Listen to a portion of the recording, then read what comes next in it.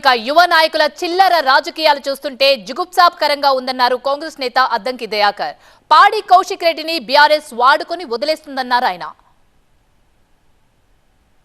నోటికొచ్చినట్టు మాట్లాడతాం, ఇష్టం వచ్చినట్టు వ్యవహరిస్తామని చెప్పి నువ్వు అసలు కేసీఆర్ ఏజెంటా లేకపోతే హరీష్ రావు ఏజెంటా కేటీఆర్ ఏజెంటా అనే విషయం పక్కన పెడితే నువ్వు ఎమ్మెల్యే అనే అంశాన్ని గమనించుకోకపోతే అది మంచి పద్ధతి కాదనే విషయాన్ని చెప్పాల్సిన అవసరం అయితే వచ్చింది. గతంలో కాంగ్రెస్ పార్టీలో ఉన్నావు అనే ఒక ఆలోచన కూడా, కానీ ఇది ఏ రకమైన సంకేతాలను ఇస్తుందంటే నేను ఎంతకైనా తెగిస్తా, ఏదైనా మాట్లాడతా అనే స్థితికి వస్తే తర్వాత వాళ్ళు కాపాడడానికి కూడా వాళ్ళు ఉండరు. ఫస్ట్ అది సమస్య. అన్నిటికంటే ముఖ్యంగా యువ నాయకత్వం ఇంత చిల్లరగా ఉండడం అనేది కూడా అందరికి కూడా ఇబ్బందికరమైన పరిస్థితి వస్తుంది. కాబట్టి ఇది ఏమంటాం, ఇదొక హితవు అనుకుంటావో, డిమాండ్ అనుకుంటావో, హెచ్చరిక అనుకుంటావో ఏమో, కానీ ఇది నీ పద్ధతి అయితే బాగలేదనేది చెప్పాల్సిన అవసరం వచ్చింది.